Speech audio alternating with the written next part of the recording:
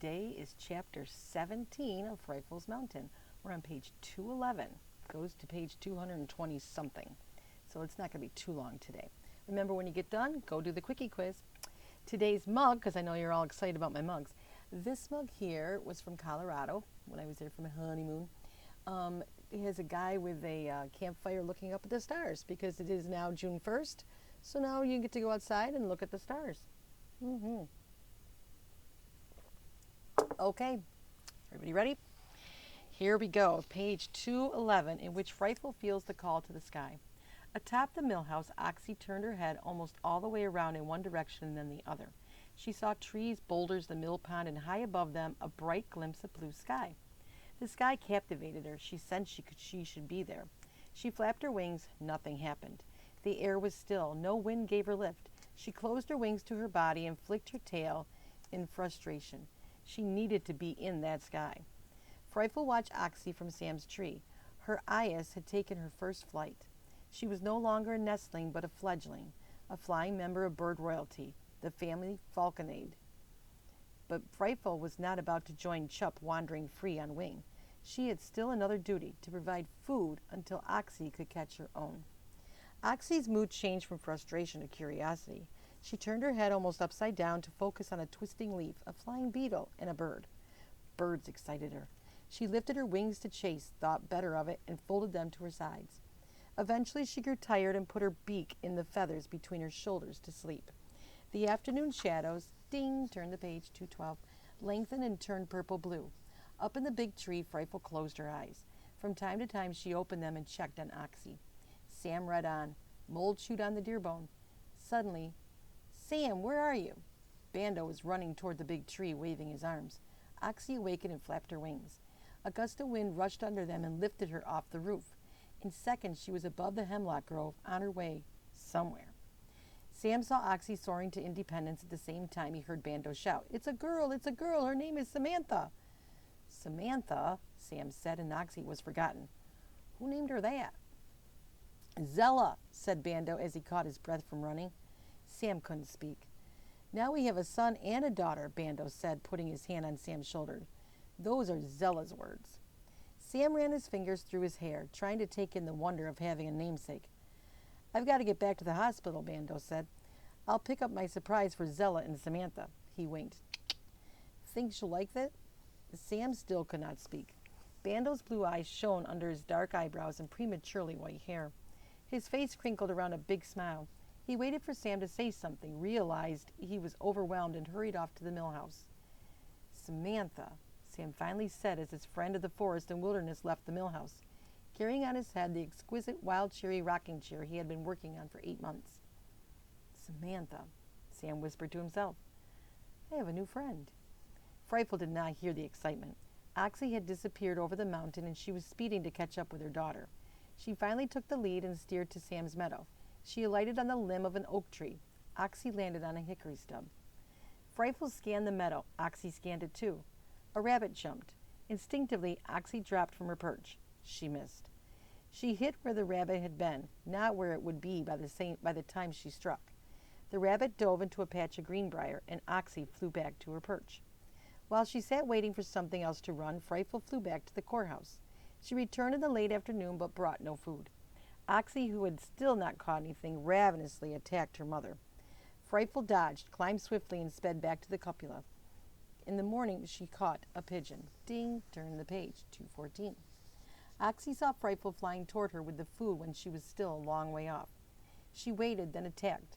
Frightful dropped the pigeon. With a twist, Oxy caught it in the air and returned it to the oak tree. She ate rapaciously. Rapishly? Somebody help me with that word. Although she had never been taught this, Frightful was following ancient peregrine instincts. She was hacking her daughter, bringing her food when she could not catch her own. 4 miles away on the side of Palmer Hill, Perry Knowlton was doing the same thing for Bluebird and Screamer. He carried Screamer to the hackboard, a food platform on stilts. He had constructed it below his house on the far side of the pond. It was shaded by a tree. To keep predators like Jesse Coon James from climbing it, he had encased the stilts in tin sleeves. Carefully, he removed Screamer's jesses and held him high. Screamer saw the food on the hackboard and flew to it. He was hungry. Perry had not fed him for a day to get him ready for this moment. So far so good, he said, and went back to the barn for Bluebill. Perry held him high. Bluebill had imprinted on Perry more deeply than Screamer, and was perfectly happy to sit on his hand and admired him. Go, Perry said, lowering his fist with a quick downward movement that forced Bluebill to spread his wings. He flapped and he flew too, but only as far as a tree limb. Not to the hackboard. There he sat. Oh, come on, Perry said. You've been a mother's boy since I got you. Now go join your brother and grow up. Perry picked up the jesses, leashes, and falconry bells he had taken off the birds and walked a short distance to his bird barn. Bluebill followed and sat on the roof. Ho, ho, ho, Perry bellowed the falconer's cry to encourage a bird to hunt. Bluebird turned his head upside down and observed the action until Perry opened the bird barn door and stepped inside. Then he flapped his wings. A bald eagle riding up the mountain on a rising thermal saw Bluebill move and circle to strike. Screamer, on the hackboard, saw the shadow above him and instinctively crouched. He extended his neck and pulled his feathers flat. The gray eagle, with its 6-foot wingspread, did not see him. He was plunging towards Bluebill. Bluebill saw him and shrieked the alarm cry. Perry ran out of the barn, followed by Molly, Jose, Huey, and Maria. The eagle struck Bluebill. Then he saw Perry and sped off. Bluebill rolled down the roof and fell to the ground. Perry picked him up and put him under his shirt. Is he dead, Mr. Knowlton? Molly asked fearfully. Ding, turned the page, 216. No, but plenty scared, Perry said. His heart's beating as fast as a woodpecker drills. Let's go inside until he calms down. The fans of the falcons of the Delhi Bridge trooped back into the clean, roomy bird barn and watched with great concern while Perry stroked the terrified falcon to calm him down. Jose watched but was not interested in Screamer. He went to the window of the empty owl room. The other bird just flew, he yelled. He's going toward Bovina. Good, said Perry. He's off. When Bluebird recovered his senses, Perry put him into a carrying cage and covered it with a blanket so that he couldn't see and beat his wings to get free. Aren't you going to let him go? Asked Huey. Not today, Perry said. I'll check him for injuries before I try again. After all, a bald eagle hit him. He thinks you're his mom, doesn't he? Molly asked. Sort of, said Perry. 2 falcons raised him from about 2 weeks of age on, but he seems to have been more imprinted on people than his brother. Because of that, I may never be able to set him free. Oh, good, said Maria. Then we can visit him often. Perry smiled and opened the barn door. Hop in my van, he said. I'll drive you all back to the courthouse. Maybe we'll find the other little falcon, Jose said. The road goes close to Bovina. Oh, no, said Molly. I hope he didn't go there. There are lots of transformers around Bovina. I found 4 when we were writing to the utility companies. Time to write letters again, said Huey with a sigh.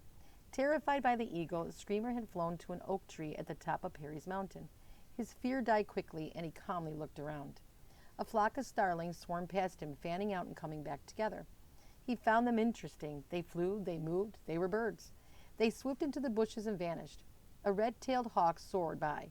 Instinctively, Screamer sat still until the hawk was out of sight. Then the starlings came wheeling back. Screamer flew into their midst. The birds burst apart, exploding in all directions. He climbed high out of their sight. The birds turned and came back, reforming their flock. One individual flew alone. Screamer bolted down and picked it out of the air. He was on his way to independence. That night he slept near the top of a red spruce. In the morning he followed the starlings that were streaming toward Bovina. They came down in a meadow. Screamer landed on a telephone pole, then skimmed the meadow, scaring the starlings into the air. He chased and attacked, but could not catch one. Ding, turned the page, 218. Remembering Perry's food-laden hackboard, he returned it till late in the morning, ate well, and departed. A few miles away, he stopped to rest. Screamer was outside Bovina again. That same morning, Oxy was sitting in Sam's meadow, hunting by sitting up high, waiting for something to move. As the hours passed and she saw nothing, she changed her technique. She came down and skimmed over the tops of the knapweed and grasses to scare up the prey. A rat saw her and ran. She dove, missed, and headed back to the oak tree. A small house sparrow came by, and she chased it. It dropped out of sight. A rabbit darted off through the weeds. Oxy tail chased the rabbit. It ran right, then left, right, left, its white tail warning the other rabbits to hide. Oxy chased right, then left, right, left, and speeded up to strike. The rabbit slipped under a pile of brush and was gone. Oxy flew back to the oak tree. When Frightful returned to Sam's meadow the next day, Oxy chased her down the mountain. They lit on the bridge at Delhi. Flocks of ducks and shorebirds had migrated down from the Arctic. They were swimming and eating below the two falcons on the west branch of the Delaware. The ducks fled when they saw the peregrines. Oxy chased a group, missed them all, looped, and came back to the bridge. She stood tall and alert. The water, the birds, the sky excited her. The open space felt right to her. Before nightfall, she had snatched a mallard duck that was dying from pesticide poisoning. She carried it to a gingerbread platform. Ding, turned the page 220, near the top of Molly's Victorian house. She ate and fell asleep. In the early morning, a cree awoke her. Bluebill was circling the bridge. She recognized him, although more than a month had passed since she had last seen him. She flew to him, and together they rollicked above the bridge. Tumbling on air currents, it bounced and rippled like water. Frightful saw Bluebill and Oxy circling and diving. She flew to them, and the three falcons played on the invisible roller coaster of wind. When Frightful discovered what skilled flyers they were, she led them onto a rising thermal. They ringed upward and upward, wings spread, not flapping, just tipping now and then to keep them going up. At 2,000 feet, they saw Chup far below, sitting on his dead limb above the Shahari Eyrie. Chup saw them, but he felt not one iota of paternalism. His duties were over. He was molting his flight feathers and chose to be alone. For the next week, Frightful watched her offspring, eagerly chasing the migrating birds, but could not share their excitement. She hunted from the cupola by day, and at night she flew back to the one mountain among hundreds, the one tree among millions, and Sam. Screamers shuttled between Bovina and Perry's hackboard for almost a week. The day Jose mailed his letter complaining about the utility pole, Screamer came to a rest on a transformer on a pole outside Bovina. A wind gust. He tried to balance, contacted two wires, and fell to the ground. No one was there to pick him up. Bluebill and Oxy stayed around the good hunting grounds of Delhi with Frightful. They soared with her out over the countryside, learning to catch rats, mice, and pigeons. They became expert vermin hunters until Bluebill found a cliff near the Pepacton Reservoir. Here, thousands of migrating waterfowl came down to rest on the water. They were easy to catch, and when they moved on, he went with them. His early visual memory of life with Perry had forgotten. He followed the birds. He was not, after all, imprinted. But Frightful was. She was held captive by her early training with Sam. One day she watched a flock of doves disappear over the mountains. She followed them for a short distance, then flew back to the cupola of the courthouse. At dawn the next day, she returned to her mountain in the next box on the steel pole. Sam was opening the mill sluice to start the water wheel for Bando, now a busy father. He saw his shadow flash over the water and looked up. "Frightful!" he shouted. Ding, turned the page, 222. He held up his hand but did not whistle. Frightful hesitated, circled, and then did something she had never done before. She flew down to his hand without hearing Sam's whistle. Alighting as gently as thistledown, she curled under her toes to keep her talons from piercing his bare hand. "Beautiful bird," Sam said to her. "Why do you honor me with this visit?" "Cree, cree, cree," she called softly, leaving off the careet that said Sam. He studied her. Her new feathers were darker and more lustrous than last year's. Her eyes were more brilliant and wide open. She was breathing regularly, and her breath was sweet. "You're one healthy and beautiful bird," he said. "I thought you were here because you need me, but you aren't. Why are you here?" Frightful faced south. "Ah, that's it. You're leaving. You've come to tell me goodbye." Slowly he reached out and stroked her gleaming black head. "Cree, cree," he piped, but Frightful did not respond. She looked up at the trees that closed off the sky, beat her wings, circled Sam's head, and climbed out of the forest. "Goodbye," he called and stopped. "Hey, what are you doing? You're flying the wrong way." Frightful was flying back to Delhi. As she passed over Molly's house, she saw Oxy returning to her Victorian gingerbread roost for the night. The abundant pigeons in Delhi had kept Oxy from migrating. As the light dimmed, the young falcon walked into her elaborate room with its curls and spindles and lay down. She got up, stuck her head out into the dusk, and lay down again. Something was happening to her, and she was restless. The happening was migration. It was full upon the northern hemisphere. The shorter hours of sunlight and lowering temperatures were telling millions of birds to go south. The event had begun in mid-August. The loons, geese, ducks, and shorebirds had heard the message from the environment and had left the barrens of Alaska and Canada. A few days later, the swallows and swifts felt the change and left the northeast. And now Oxy felt it. Kettles of northern peregrine falcons arrived in the valley.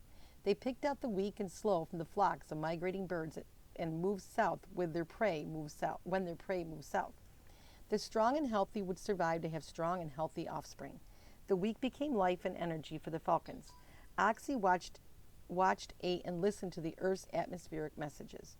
Frightful watched the migrating birds. Some flew west, some south. Some migrated by day and some by night. She ate well and grew fat until at last the shortening days and cold air urged her to go. Ding, turn the page, 224. But the hemlock tree and Sam urged her to stay. One chilly September morning, Oxy flew above Delhi, circling old haunts, the bridge, the cupola, and Frightful's mountain. Near Bovina, she got onto a thermal and ringed up and up. Spiraling with her was Chup. He peeled off at the top of the warm bubble and shot southward. Oxy peeled off at the top and joined the great North American bird migration. It was mid-September. From the bridge top, Frightful saw her go. She lowered her body to fly, straightened up, and sat still. An hour later, she returned to the hemlock. She bobbed her head up and down and nervously stacked and restacked her tail feathers. She flew back to the bridge. She flew to the cupola. Nothing was right. In October, she returned to John Wood's home. Alighting on the corrected transformer pole, she waited for Susan to appear with food. She saw only the boy who took care of the farm when the Woods were gone. The pigeon cote was noisy. The rat cages were correctly smelly, but all were somehow wrong. She flew over the Shahari Reservoir where she had weathered a storm. Frightening messages from the rays of the sun told her she was going the wrong way. She flew back to the one mountain among hundreds, the one tree among millions, and Sam. Mole was in the tree snoozing on Sam's bed, and Jessie Coon James was in a hollow, dozing in winter lethargy. Sam and Alice were sitting around a small fire, cracking hickory nuts and putting the meats in clay tureens for the winter.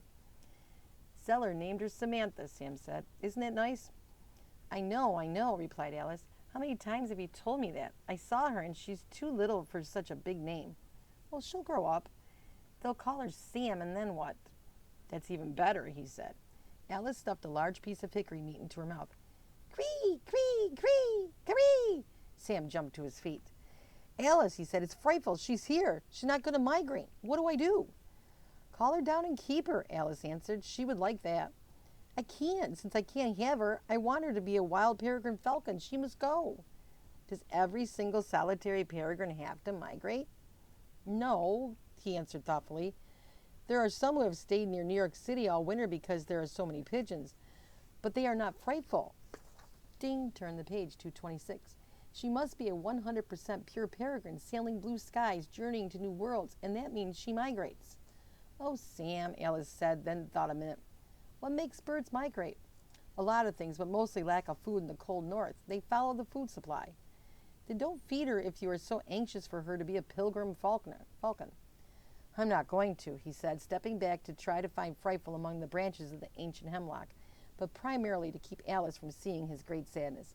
He wanted Frightful to stay with all his heart. I'm not going to, he repeated.